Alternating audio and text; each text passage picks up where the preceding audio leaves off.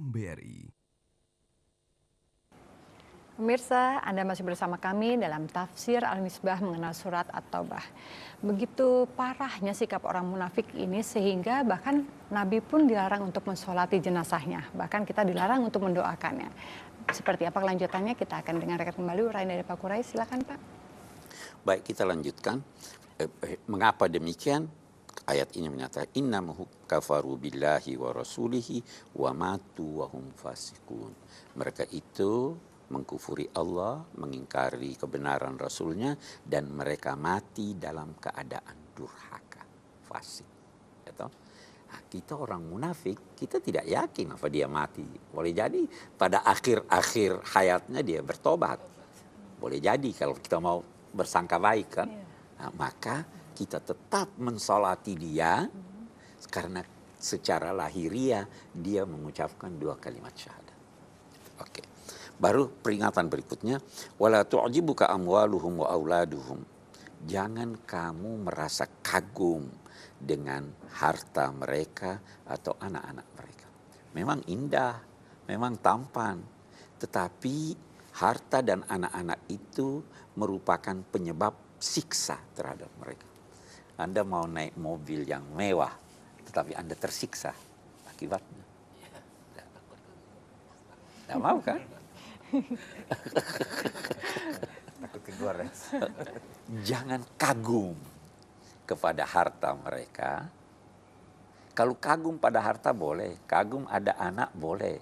Tetapi anak mereka hebatnya, harta mereka hebatnya, jangan. Karena itu harta mereka yang mereka tidak fungsikan dengan baik menjadi penyebab siksa. Kalau begitu tidak usah deh. Itu pesannya. Watazhaqu anfusuhum yu'adzibuhum biha fid dunya wa tazhaqu anfusuhum wa hum kafirun. Dengan harta dan anak-anak itu mereka tersiksa di dunia ini. Kemarin kita pernah bahas ini. Oh, bisa jadi orang punya harta tersiksa. Gimana jaga ini harta? Punya anak tersiksa. Durhaka pada dia.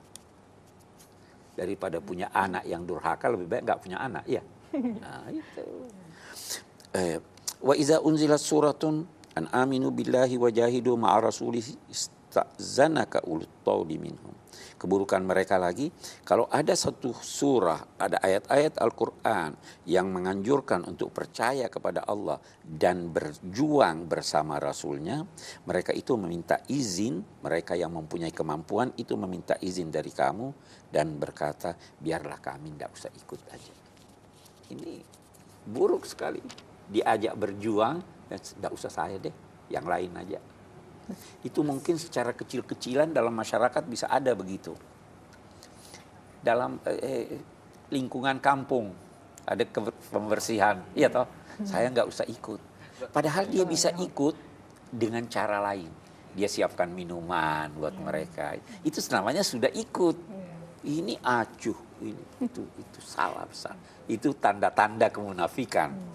Tanda-tanda tidak ingin ikut merasakan suka duka bersama. Mereka itu rela untuk berada bersama orang-orang jahat, orang-orang busuk, orang-orang yang tidak ingin ikut bersama Nabi, dan telah dikunci mati hati mereka sehingga mereka tidak bisa faham. Tidak bisa faham. Adapun Rasul dan orang-orang yang beriman bersama mereka, bersama beliau, mereka itu berjuang dengan harta benda mereka, dengan diri mereka. Mereka itulah yang akan mendapatkan aneka kebajikan, dan mereka itulah wa ulaika humul muflihun.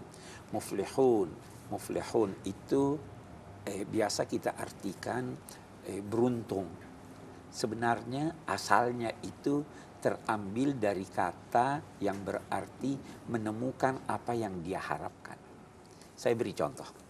Kalau saya menanam benih tomat, apa yang saya harapkan dari menanam benih tomat? Tomat. Ya, itu sebabnya petani dinamai falah. Orang yang menemukan apa yang dia harapkan. Jadi bukan cuma beruntung loh, bukan cuma beruntung materi. Mereka itulah yang akan mendapatkan apa yang diharapkan. Itu arti muflihun. Allah menyiapkan buat mereka sorga-sorga yang mengalir di bawahnya, sungai-sungai, mereka itu kekal di dalamnya. Dan itulah memperoleh sorga, itulah keberuntungan yang sangat besar. Boleh jadi Anda tidak beruntung di dunia dengan memperoleh materi, tidak beruntung karena tidak mendapatkan anak, tetapi kalau Anda mendapatkan pengampunan Tuhan dan sorganya, itulah keberuntungan yang sangat besar. Saya kira itu ya kita punya. Sampai di sini akhir kita, Sampai Pak. di sini. Kang Agus, nah, silakan Kang. Tadi kita udah gak sabar mau tanya. Ya, Silakan Kang. Pak Kures, untuk orang kafir banyak sekali yang mereka membantu terhadap kaum muslimin. Nah, ini bagaimana? Apakah kita perlu juga, misalnya kalau seandainya kita ini kok baik banget mereka terhadap kita, apakah memang kita perlu sama Allah mendoakan, ya Allah berikanlah mereka hidayah supaya mereka masuk. Bagus. Ya itu kemudian kita tidak berdosa kan kalau seandainya kita melakukan doa seperti itu. Ya, Pak. Jadi saya ingin berkata begini, mendoakan orang kafir yang masih hidup boleh. Masih hidup boleh. Nabi pernah mendoakan, ya Allah kuatkanlah Islam dengan salah satu dari dua Amr. Dia doakan Abu Jahal atau Umar ibn Khattab. Dua-duanya ketika itu belum masuk Islam. Jadi kita bisa berkata, terima kasih ya Allah, mudah-mudahan dia mendapat hidayah dan ini. Kita bisa bekerja sama dengan orang kafir, asal kerjasama itu dalam kebaikan. Kita bisa berteman selama mereka tidak memusuhi kita. Nabi pernah meminjam senjata dari orang musyrik.